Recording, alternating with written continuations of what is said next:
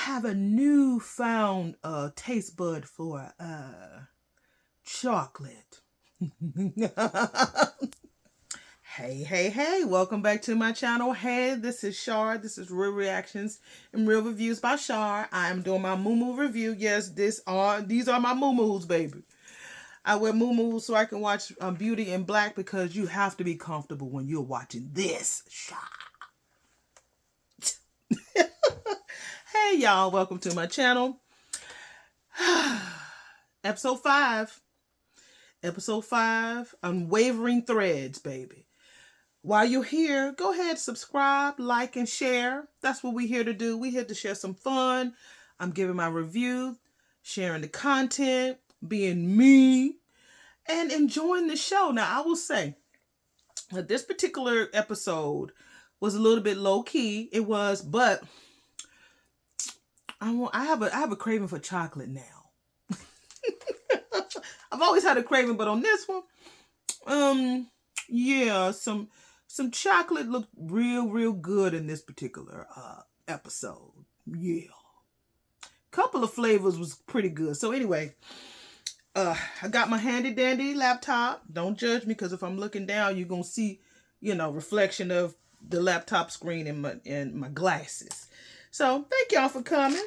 Let me put in my code so y'all won't see what I'm doing. All right, let me pull up my notes. And yes, okay, so we open it up to Kim and Rain's horrible hotel. Y'all know that hotel where they stay in. It's horrible. So Barney, Delinda, and some ratchet girls show up, pulls up on Kimmy while she's getting out of Gardner's truck. Because remember, she had just returned the watch, so she's trying to come back. She went to the hospital. She found out that Rain was dead, because we don't know what Rain is. So she's coming back to the hotel. And then Barney gets out the truck. Bitch, I've been calling you. Why the fuck you didn't answer my phone call? I've been calling you all night. Then she slaps the shit out of her. And then she takes Kimmy, puts her in her car and it drives off. I'm like, you're weird. I guess she has to do what Jules wants her to do, but Barney and Delinda and them, they just weird. They just obsessed about this girl. Well, anyway, Delinda tells her that she needs to have her phone on at all times, and that Barney yells at her. She's been calling her for hours, as I already said, and she ain't have no message. And that was it. All of that was uncalled for. So the next scene, we see Norman in the hospital with his wife. She's still in a coma. And Jules comes in there, and Jules tells Norman that he's been working on trying to find out the person who hit his wife. So Jules also tells him that he found some info that there was a triple, how can I say this? Triple pow at this tow yard. Remember I told y'all 2 episodes ago that there was a lot going on, police presence out there. And so, but you couldn't find any bullet holes on her. So of course, all of the camera that they have there was not good, old, whatever. So of course they don't have any footage about what happened. But we know that Jules had his police buddies over there trying to find out what was going on. So that's what happened there. So Norman, of course, he really believes that one of his nephews tried to kill his wife, because what he thinks is that one of them is trying to take him out because of a will. Whatever the will is, whoever kills the wife, or whatever happens to Norman, the wife is the heir. But if she's gone, then guess who's the heir? The nephew. So that's what he feels. That's exactly how he feels. So the doctor, but she was getting better. Ina was getting so much better. Her brain activity was getting better. So the doctor was going to come in the very next day to take her ass out the coma. Say, wake up, girl. Ina, wake up, boo. We waiting to see you. Okay, so next, Jules calls Mallerie, and he tried to call Troy, but Troy didn't answer, of course, so he called Mallerie. And he tells Mallerie that he's going to talk to Horus, and because Ina is coming out of the coma, so he needs for Horus to tell him what to do. So next scene, we see Barney and the bitches dropping off Kimmy at that apartment that Roy normally stay at. And so Roy, you could tell that Kimmy, although she's not saying anything, again, I love it when an actress is able to show fear on her face without saying words. And that's what she did. You could tell that she's nervous. So Roy opens up the door, just wearing shorts. He had a daddy body. I mean, he had a little thick dicky around the waist. You know, he's just thick. You know, I like his body, actually. So, he was smoking a damn, cigarette. So he tells, he asked Kimmy, in a mean way, did you call my wife? And she was like, no, of course she lied. So I know you called her. He kept breaking down how his life was so horrible. You don't know my life, blah, blah, blah. But his ass is rich. I'm like, if I could have your type of life, nigga, and be rich and then have my family hate me, give me the coins. Give me the coins. And he needs to run the company. So he belittles her, tells her she's full of shit, makes her take off his clothes. What I was afraid of was that the cigarette that he had and he was smoking, I thought he was going to maybe burn something on her because he was really pissed. Remember, he told Jules to make sure that he lets her come back because he wants to make her pay for calling his wife and the wife overhearing them fucking. He was mad. So she stands in front of him. She takes off all her clothes and then he starts to beat off. You know what I mean? Beat off. And he demands her to look at him while he's doing it. So he's definitely doing that. But he can't get it up. I'm like, that's the second time in this show that we're hearing that he can't get it up. What's going on? Apparently he's not, I don't know. I know he's not attracted to Kimmy. Because if he was, he could get it up. He's not attracted to his wife. So I'm like wondering, what's his tea? So, but he can't get it up. He changes his mind. He said, you know what? You too scared. You too dumb to call my wife. So get out because I don't believe you did it. Whatever. I think he was more embarrassed that he couldn't get his peen up. Okay. The next one, Angel and Horus are still at Kimmy's room. And Angel asks, when can they see each other again? So Horus wants to keep things between them three. He don't want nobody to know. Then Angel was like, well, you know what? I feel like Kimmy is pimping me out because, I want to just see you by myself. I don't want Kimmy and everybody to know. I just want to be me and you because he really wants to see him again. So he was kind of mad and upset. So Horus leaves. Kimmy is waiting outside smoking a cigarette because that girl had been to the club. She got her ass beat. She went to go see Roy. All of this while Horus and Angel was in her room, although they only asked for an hour, but clearly they were gone for more than an hour because Horus did apologize. He said, sorry for, taking so long. I didn't mean for it to be an hour, but it was an hour, more than an hour. So, Kimmy comes back in and she just tells Horus that I'm just tired. He was like, okay. So he leaves. So, Angel thinks that Horus is really weird for coughing up blood all over him. He said that he was going to just dance for him and that's it. Angel's girlfriend calls him because he said that she's been calling him all night, but he was focused on entertaining Horus. So he didn't answer the phone. Finally answers the phone. She like, where you at? Where you been? The baby's crying, blah, blah, blah. So then you can see her, you can hear her voice echo. That bitch is outside. Somehow she got a tracker on his car, probably. Nice car. And she's outside of Kimmy's apartment. So, because Kimmy is in there just still like, just stunned. Because, again, she didn't tell Angel that Rain passed away. We don't know where Rain is. But anyway, she just sits there. And so you can hear the girlfriend, bitch, where you at? Blah, blah, blah. So you can hear the echo of her. And so he opens the door. That bitch is outside with her brothers, her two big fine brothers. One is chocolate, one is light skin. Okay. And she did a Jasmine Sullivan on his car. I bust the windows out your car. Yeah, she did that. Bust out all of them. Every last one of them. So he comes back to the room with Kimmy and he's yelling at her, trying to convince her, like, look, girl, you see what happened to my car? And I know that bitch, she gonna toss me out. I ain't got no place to stay. You don't have no place to stay. We gonna be paying Jules forever. We could have kept that watch, that 1.2 million, and we could have been gone. I need for you to help me set this man up, and we got to take this nigga for all what he got. So after she thought about it, she's like, my mom ain't shit. The person that I trusted, was really my girl. She gone. Like, why? Yeah, let's do it. So she changed her mind. And so they're going to try to, I don't know how they're going to try to get money from Horus, but that's what they're going to do. So he finally convinces her to take advantage of him. And so they can escape the hard life. Okay, next we see Horus sitting in front of this damn huge fireplace. I think the fireplace is probably bigger than this damn room. Sipping on his cognac in the great room. And so Jules arrives and tells Horus that his sister-in-law is making progress and asks Horus if one of the sons hit Ina, because they want to make sure Ina is Norman's wife, because Jules claims he don't know. Jules, nigga, you know. So Horace asked him again, and Jules is like, I don't know. It might have been Roy. Maybe, yeah, it is Roy. But all the cameras were scrubbed. We don't know. You know, we made sure all that was cool. So Horace talks about how much he hates his own sons. And he also says that, he says something that's interesting. He says that none of them, he says that they don't have none of him in him. Not even the DNA.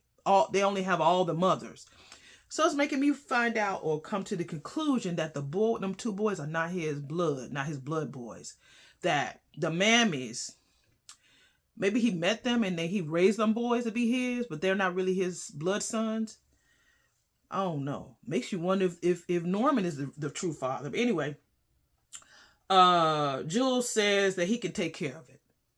So Horace says it's just too messy. He tells Jules about a man named Peter who owes him some favors. So next, Norman is in the hospital, and this wonderful, beautiful nurse comes in the room and offers him a chair and a bed. She checks on Ina to see how she's doing, and then she's checking the bag, and she's talking about how great of a progress that Ina's doing. A lot of little small talk, but we do see a more human and caring side of Norma. She talks about how lucky she is to have a man like you. I'm sure that if she was, alive, she would tell me so much about you. You know me, just stroking his ego. And he was very, very vulnerable. He just let her talk. And I thought there was a little something strange because she was just extra talkative. She was just too talkative. No, most nurses is in there and out because they need to get to the next room. But she was just way too talkative for me. Anyway, next, what is it? Okay, Mallerie calls Calvin, the bodyguard, to the living room to see where Roy is, and she asks him, does Jules know? Does Jules know about what happened? He said, I don't tell Jules nothing. She said, don't tell nobody nothing. So he was like, okay. And so, but he mentions that he had asked Roy about he had asked Jules about who Roy was with, because he had a feeling that baby girl, the assistant, was getting ready to gawk on Roy. So he said, yeah, I did mention it to Jules one time about asking about Roy, the female that he was with. And so Mallerie was like, well, who was the female? Well, I was wrong. So he kind of brushed off the story. I'm like, Calvin, you just too emotional, bro. Just do your job and leave. So Mallerie wants Calvin to find out everything she can about Roy and what he's doing.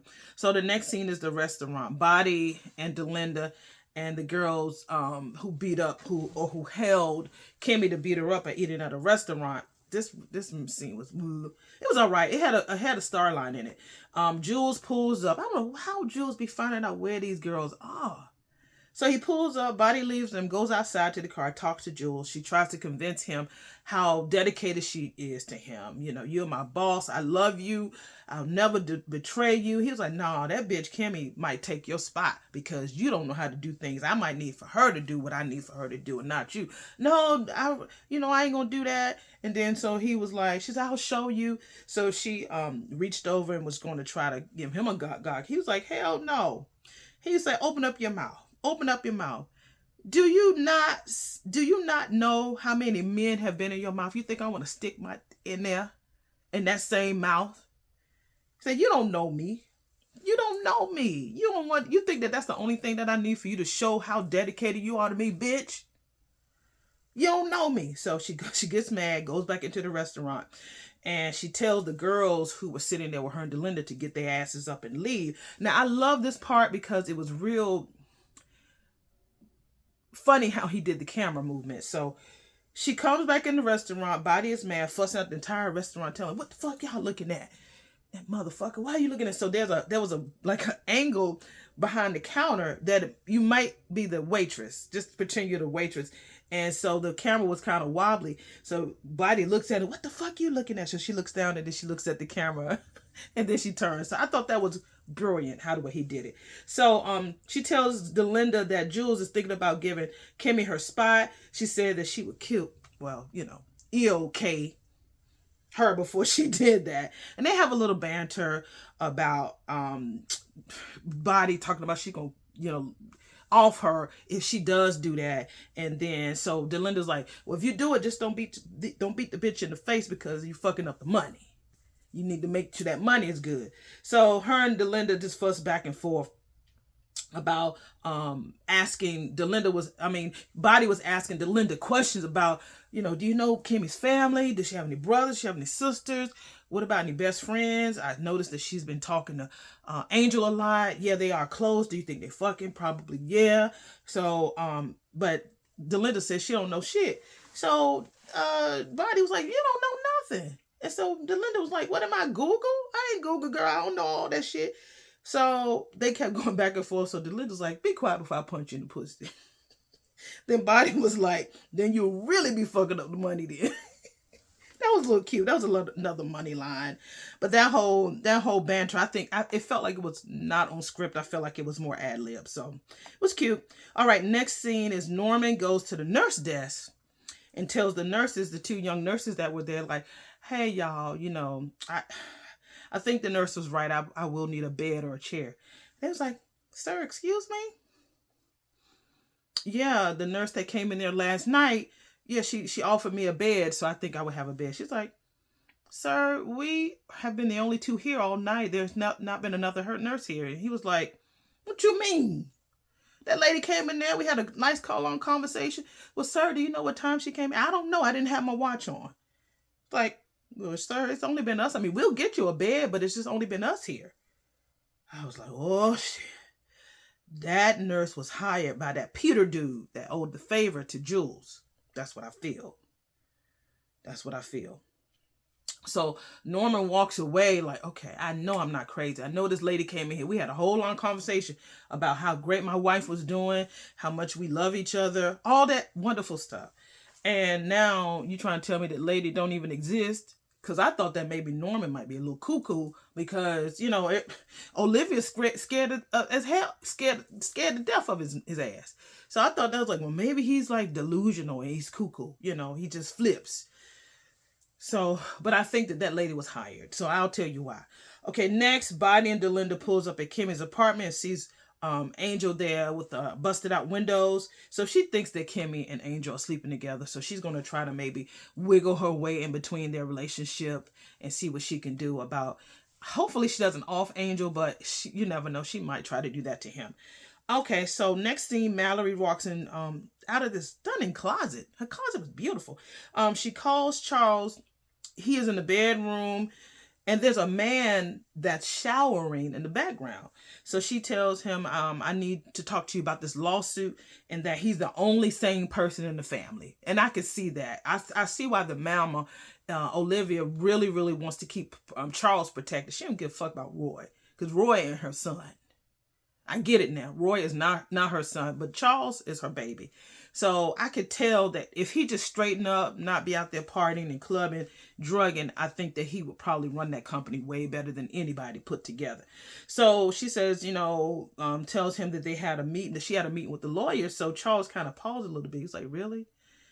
Like, yeah, Barney and I had a meeting, so I'll tell you about it, but I need you to talk to you face to face about it. So she hung up. And so we see Charles hang up the phone, and then we see him go to the bathroom, that beautiful big ass shower. And girl,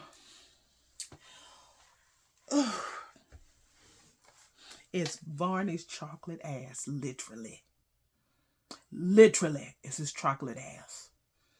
Barney, yo, he throws in the towel. He catches it. Like, you could have dropped it. You could have dropped that towel, Barney. I wouldn't mind. Dropped it. You know, you could have dropped it. So they, you know, he has the nicest and just God body. God. G-A-U-D. God. Body. Yes. So of course we know he ain't interested in a woman. I think he's like that in real life. It is cool. No judgment here, honey. I can look at you. If you let me look, I'll look. So clearly Barney and Charles got something going. They shared a really passionate kiss with each other. I really loved that they said good morning to each other. And Charles asked Barney, what does he need to know about the company? Barney tells him, like, look, the lawsuit might take the company under. Tells Charles that he needs to just sober up and really focus on the company. And so I feel that Charles will probably be the one that's going to save the company. And I also put in my notes that Barney has a nice arse. Anyway, next, Mallerie and Roy is talking in the bedroom. They go back and forth because she's about to go to the office. And so she's just so mad at him all the time. She shows him this article about this doctor who cheated on his wife, and the wife is all in the blogs. And she said, you see this bitch right here? I better not be no bitch in a blog or she will fucking ill K him. I'm like, girl, go somewhere. You ain't that mad at that man to the point where you're going to ill K him. My goodness. He said, just like you did my aunt. So they go back and forth, dragging each other, talking real shit about each other. So Jillian, I finally know the girl's name, the assistant, Jillian, is standing outside the car. So she's standing outside. Of course, bodyguard Calvin is out there too. So Mallerie comes and she says, okay, Jillian, I don't want you to go with me. So Jillian was like, are you sure, ma'am, I can go? She was like, no, go take care of my cleaning. Well, I did that yesterday. Well, go somewhere else. I don't want you to fucking come with me. And so she's like, ma'am, are you sure? Oh, well, do you want me to give you a reason why I don't want you to go? This is Mallerie talking to Jillian. Do you really want me to give you one reason why you don't go? I don't want you to go. She says, she tells Jillian that she stinks. You stink, bitch. She says, you smell like old hair grease and mothballs. Bitch, you smell like Jim Crow.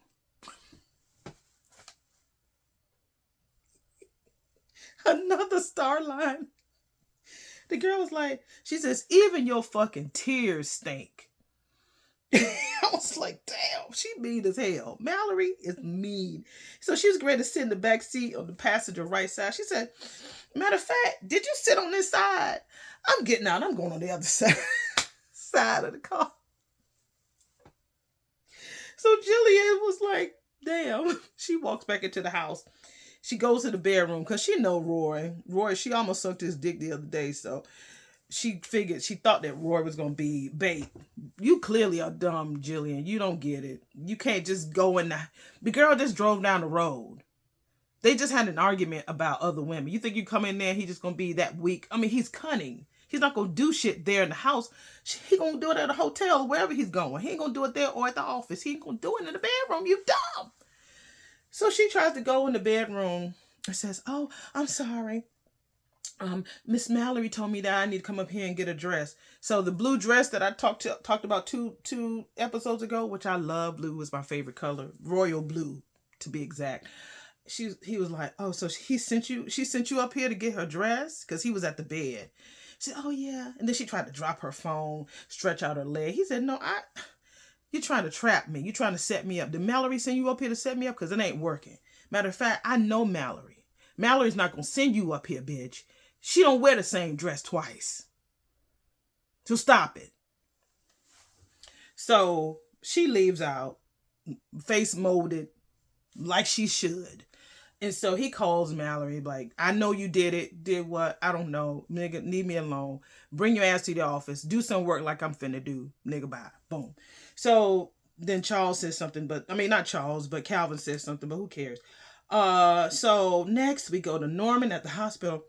The nurse comes in, or the doctor comes in and tells him, he was like, okay, so when can we take her off life support? She was like, I'm sorry, Mr. Bellery, but we've done all that we could do. It looks like she's gotten worse. What you mean she got worse? She was fine yesterday. Well, she said last night something happened to the point where she started developing swelling on the brain, and so she has no brain activity, so the machine is keeping her on.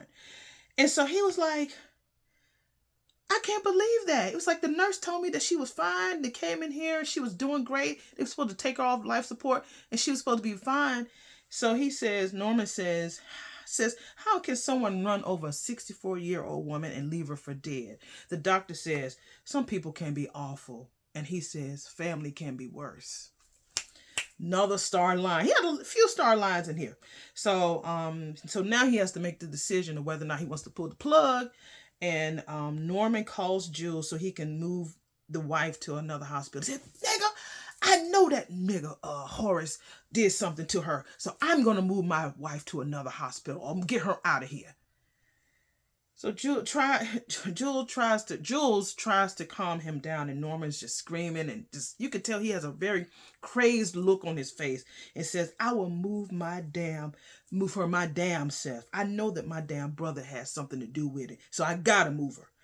So Norman wound up calling his brother and says, I know you did this to her, nigga. And Norman says, and then Norman tells him, since I know you did this to my wife, I'm going to ill-K both of your damn sons. This is another line. Horus tells him, well, nigga, don't call me announcing what you're going to do. Just do it. Now get off my fucking phone. Whew. So I believe that the nurse that came in there was the Peter promise that Jules was talking about earlier. And she must have put something in her IV bag to make her brain swell and to cause things to really get worse overnight. I don't know what Norman thinks he's going to do by taking her to another hospital. I don't think that that's going to help. Unless he has somebody who can really, really help her get better, I don't think that's going to work. Because I want to know who she is. I don't want her to die yet. Just keep her alive just a little bit longer so we can know who she is, right? I think Charles is the money kid. I think that he's smart enough to save the company, or at least sober enough to figure things out. Roy just like pussy too much. He's just so focused on trying to, just fuck as much as he can. So I know y'all like, girl, you as innocent as you look, you cuss. Yes, I do. I'm 53. Man, my mom and daddy gone, so I can cuss. I sure can. But yes, this was an easy breezy episode. It wasn't as action packed as the other 4. But I loved it. I loved it nonetheless. Especially the chocolate buns. Oh, well, anyway, thank you for coming. Don't forget to subscribe, like, and share this content so we can keep growing and keep having a good time. And I'll be coming to an end, reviewing this. I think it has 8 episodes. I have 3 more to do, so I will do that. But I'm going to have to find something else to review because I'm really loving this. I haven't done it in so long. So I'm really enjoying myself. And I'm getting some views. I just needed to fall into the right hand. You who know Tyler Perry, I know I sound like Monique. I know Monique ain't on his favorite list right now. I am from DC originally.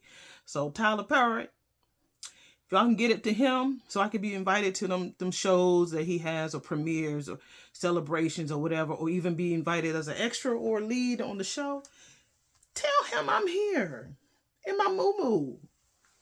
I'm here. I'm here, right here. I'm an actress, okay? So, y'all, thank you for coming. I really do enjoy you guys being here. And let me get off because I'm almost at 30 minutes. Okay, y'all have a good one, and I will see you in my next video. Bye.